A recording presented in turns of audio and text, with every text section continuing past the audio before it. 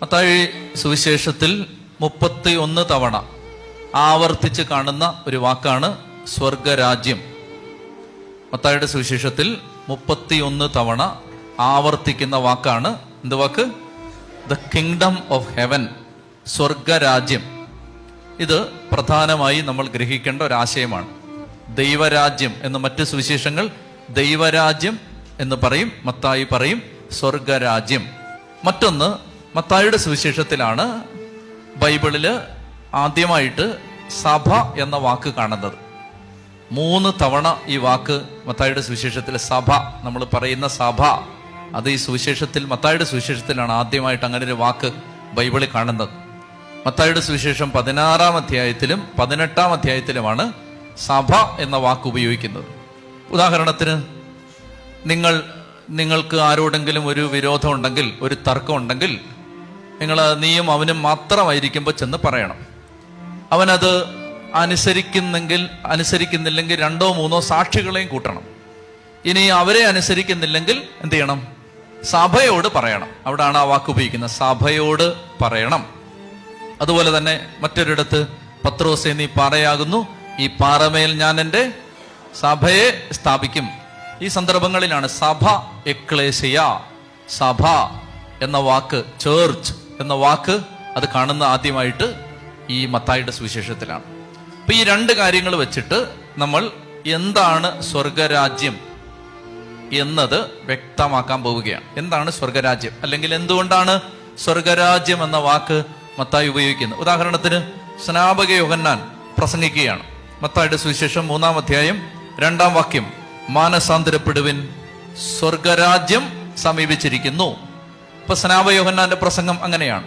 ഇനി 4-ാം അധ്യായത്തിൽ ഈശോ വന്ന് പ്രസംഗിക്കുന്ന സമയത്തും മത്തായിയുടെ സുവിശേഷം 4-ാം അധ്യായം 17-ാമത്തെ വാക്യം ഈശോ പറയുകയാണ്, മാനസാന്തരപ്പെടുവിൻ, സ്വർഗരാജ്യം സമീപിച്ചിരിക്കുന്നു. മാനസാന്തരപ്പെടുവിൻ, സ്വർഗരാജ്യം സമീപിച്ചിരിക്കുന്നു. ഇനി നമ്മൾ കാണുകയാണ് മത്തായിയുടെ സുവിശേഷം 6-ാം അധ്യായം 33-ാം തിരുവചനം, നിങ്ങൾ ആദ്യം ദൈവത്തിന്റെ രാജ്യം, ദൈവരാജ്യം, ദൈവത്തിന്റെ രാജ്യം, സ്വർഗരാജ്യം, ദൈവത്തിന്റെ രാജ്യവും അവിടുത്തെ നീതിയും അന്വേഷിക്കണം, ബാക്കിയെല്ലാം കൂട്ടിച്ചേർക്കപ്പെടും. ഇങ്ങനെ ബൈബിളിൽ ഈ മത്തായിയുടെ സുവിശേഷത്തിൽ ഈ വാക്ക്, ഏത് വാക്കാണ്?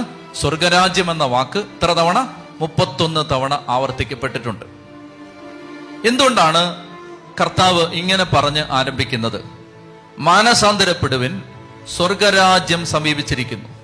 നൂറ്റാണ്ടുകളായിട്ട് പഴയ നിയമ ജനത യാത്ര ചെയ്തിരുന്നത് ഒരു ഭൗതിക രാജ്യം ലക്ഷ്യം വെച്ചാണ്.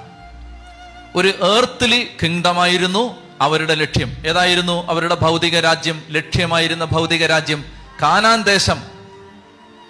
കാനാൻ ദേശം എന്ന ഭൗതിക രാജ്യം ലക്ഷ്യം വെച്ചാണ് ഇസ്രായേൽ ജനത നൂറ്റാണ്ടുകളായിട്ട് യാത്ര ചെയ്തിരുന്നത്.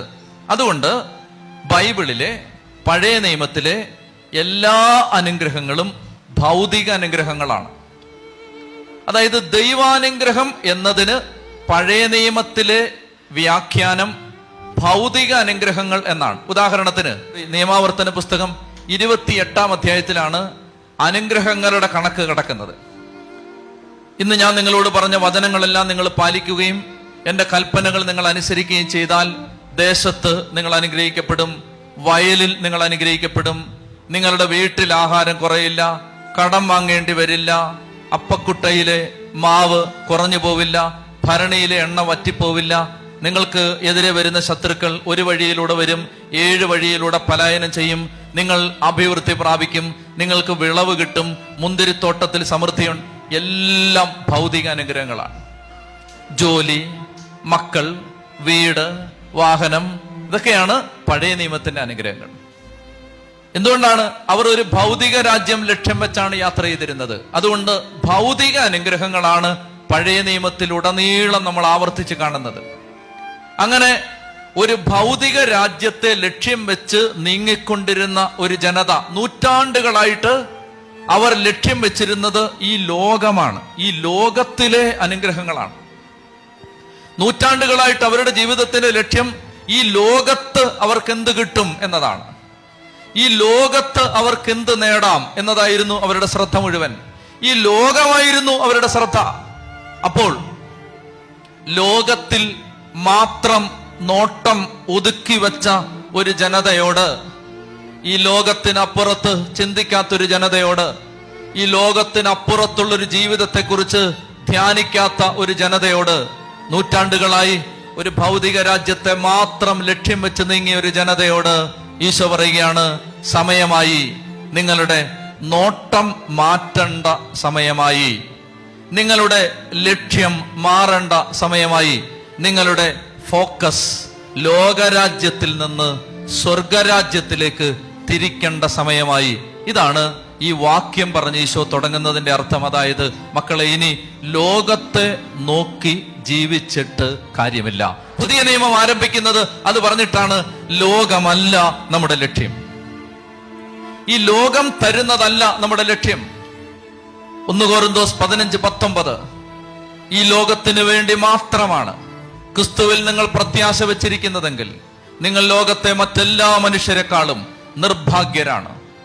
ഈ ലോകത്തിന് വേണ്ടി മാത്രമാണ് നിങ്ങൾ ക്രിസ്തുവിൽ പ്രത്യാശ വെച്ചിരിക്കുന്നതെങ്കിൽ നിങ്ങൾ ലോകത്തെ ബാക്കിയുള്ള സകല മനുഷ്യരെക്കാളും നിർഭാഗ്യരാണ്. അനേകം ദൈവമക്കൾ ഭാഗ്യമോ ഭാഗ്യക്കേടോ ഏതാണ് കാര്യമെന്നറിയാൻ പാടില്ല, അനേകം ദൈവമക്കളുടെ നോട്ടം ഇപ്പോഴും ലോകമാണ്. പ്രിയപ്പെട്ടവരെ, ധ്യാന കേന്ദ്രങ്ങളിൽ കൂടുതലും ആളുകൾ എത്തുന്നത് ലോകത്തിന്റെ നേട്ടങ്ങൾ നഷ്ടപ്പെടുമ്പോഴാണ്. ലോക നേട്ടമാണ് പലരുടെയും ലക്ഷ്യം. മധ്യസ്ഥ പ്രാർത്ഥനയ്ക്ക് ആളുകൾ എഴുതിയിടുന്ന പേപ്പർ വായിച്ചാൽ അറിയാം, 100 മധ്യസ്ഥ പ്രാർത്ഥന റിക്വസ്റ്റുകളിൽ 99 എണ്ണവും ലോകത്തിന്റെ കാര്യങ്ങളായിരിക്കും. കഷ്ടിച്ച് ഭാഗ്യമുണ്ടെങ്കിൽ ഒരെണ്ണം കാണാം, പ്രാർത്ഥിക്കാൻ കൃപ കിട്ടാൻ, പ്രാർത്ഥന വരം കിട്ടാൻ, ബൈബിൾ വായിക്കാൻ കൃപ കിട്ടാൻ. കഷ്ടിച്ച് ഭാഗ്യമുണ്ടെങ്കിൽ ഒരെണ്ണം കാണാം, അല്ലെ അതും കാണില്ല. നമ്മുടെ നോട്ടം, പ്രിയപ്പെട്ട മക്കളെ, ലോകമാണ്. ലോകത്തിലാണ് നമ്മൾ നോട്ടം വെച്ചിരിക്കുന്നത്. അതുകൊണ്ട് ഈ സുവിശേഷം നമ്മളോട് പറയും, നമ്മുടെ നോട്ടം ലോകമല്ല, നമ്മുടെ ശ്രദ്ധ നമുക്കിനി മുകളിലേക്ക് നോക്കാം, സ്വർഗത്തിലേക്ക് നോക്കാം. അപ്പൊ സ്വർഗരാജ്യം സമീപിച്ചിരിക്കുന്നു എന്ന് പറഞ്ഞാൽ ഈ ലോകത്തിന്റെ മൂല്യങ്ങളല്ല. അതുകൊണ്ട് എന്തെന്നറിയാമോ, അതുകൊണ്ട് ഈ സുവിശേഷം പഠിക്കുമ്പോൾ ശ്രദ്ധിച്ചോണം, നമുക്ക് ലോകത്തിന്റെ കണ്ണാടി വെച്ചാൽ സുവിശേഷം പിടികിട്ടില്ല. ലോകത്തിന്റെ കണ്ണാടി വെച്ച് പരിശോധിച്ചാൽ സുവിശേഷം നമുക്ക് മനസ്സിലാവില്ല. ലോകത്തിന്റെ മൂല്യങ്ങൾ വെച്ച് പരിശോധിച്ചാൽ സുവിശേഷം നമുക്ക് മനസ്സിലാവില്ല. ഉദാഹരണത്തിന്, ലോകത്തിന്റെ ഒരു മൂല്യമാണ്, നമ്മളെ അടിച്ചാൽ അവന് ഒരു തെറിയലും തിരിച്ചു കൊടുക്കണം, അടിക്കാൻ പറ്റിയില്ലേലും. നമ്മളെ ഒരുത്തൻ അടിച്ചാൽ അവനെ നമുക്ക് തിരിച്ചടിക്കാൻ ആരോഗ്യമില്ലെങ്കിൽ അവൻ കേൾക്കാതെങ്കിലും വണ്ടിക്കകത്തിരുന്ന് ഗ്ലാസ് ഇട്ടിട്ടാണേലും ഒരു തെറിയലും വിളിക്കണം, നമ്മുടെ ഒരു ധാരണ അനുസരിച്ച്. പക്ഷെ ഈ സുവിശേഷം പറയും, നിന്നെ ഒരുത്തൻ അടിച്ചാൽ നിന്റെ മറുകരണവും കാണിച്ചു കൊടുക്കണം. ലോകത്തിന്റെ ഒരു കണ്ണാടി വെച്ചാൽ ഇതാർക്കെങ്കിലും മനസ്സിലാവുമോ? നമ്മൾ പറയുകയാണ്, ഒരുത്തൻ നമ്മളോട് 10 ലക്ഷം രൂപ കടം വാങ്ങിച്ചു. അപ്പൊ നമ്മുടെ കയ്യിൽ 5 ലക്ഷം രൂപ ഇരിക്കുകയാണ്. അപ്പൊ ഒരുത്തൻ വരികയാണ്. ഒരുത്തൻ വന്നിട്ട് എനിക്കൊരു 5 ലക്ഷം രൂപ തരുവോ എന്ന് ചോദിക്കുമ്പോൾ നമ്മളുണ്ടെങ്കിൽ നമ്മൾ പറയും, നമ്മൾ ബുദ്ധിപൂർവ്വം പെരുമാറണം, നമ്മൾ വിവേകത്തോടെ പെരുമാറണം. ഇവന് കൊടുത്താൽ ഇത് തിരിച്ചു കിട്ടാൻ സാധ്യതയില്ല. ഇവനിപ്പോ ആവശ്യമൊക്കെ ഉണ്ടെന്നുള്ളത് ശരിയാണ്, ഇവന് കൊടുത്താൽ ഈ കാശ് കിട്ടാൻ സാധ്യതയില്ല. അതുകൊണ്ട് നമ്മളിത് സേഫിൽ ഇങ്ങനെ പൊട്ടി വെച്ചിട്ട് കാശൊന്നും ഇല്ലടാവൂ എന്ന് പറയണം. അതാണ് ലോകത്തിന്റെ ഒരു പ്രൂഡൻസ്. എന്നാൽ ഇവിടെ ഈ പുസ്തകം പറയും, നിന്നോട് വായ്പ വാങ്ങാൻ വരുന്നവന്റെ അടുത്തുനിന്ന് ഒഴിഞ്ഞു മാറരുത്. അയ്യോ.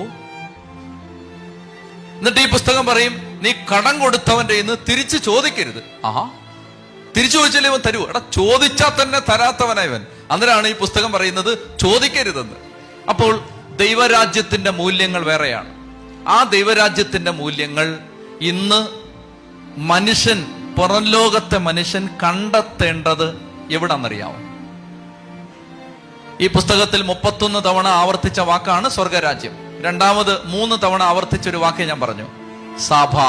അതായത് ദൈവരാജ്യത്തിന്റെ മൂല്യങ്ങൾ എന്താണെന്ന് ഒരു പുറജാതി ജനത മനസ്സിലാക്കേണ്ടത് സഭയെ നോക്കുമ്പോഴാണ്.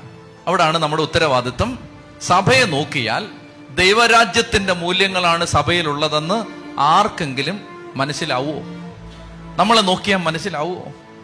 നമ്മുടെ ജീവിതത്തെ ഒരാൾ സൂക്ഷിച്ചു നോക്കിയിട്ട് ദൈവരാജ്യത്തിന്റെ മൂല്യങ്ങളാണ് ഇയാൾ ജീവിച്ചുകൊണ്ടിരിക്കുന്നത് എന്ന് പറയുമോ? ഇതാണ് പുതിയ നിയമം പഠിക്കുമ്പോൾ നമ്മുടെ മുമ്പിലുള്ള ശക്തമായ വെല്ലുവിളി. ദൈവരാജ്യം ഇതാ സമീപിച്ചിരിക്കുന്നു. അപ്പൊ ഒരാൾ ചോദിക്കണം, എവിടെ ദൈവരാജ്യം? ദേ ഈ സഭയാണ് ദൈവരാജ്യം. അപ്പൊ അയാൾ പറയാണ്, യോ ഈ സഭയും ലോകവും തമ്മിൽ ഒരു വ്യത്യാസമില്ലല്ലോ, ഈ സഭയും ലോകവും തമ്മിൽ യാതൊരു വ്യത്യാസമില്ലല്ലോ. ലോകത്തെ ഒരു മനുഷ്യൻ പെരുമാറുന്ന പോലെ തന്നെ സഭയ്ക്കകത്തെ മനുഷ്യൻ പെരുമാറുന്നു.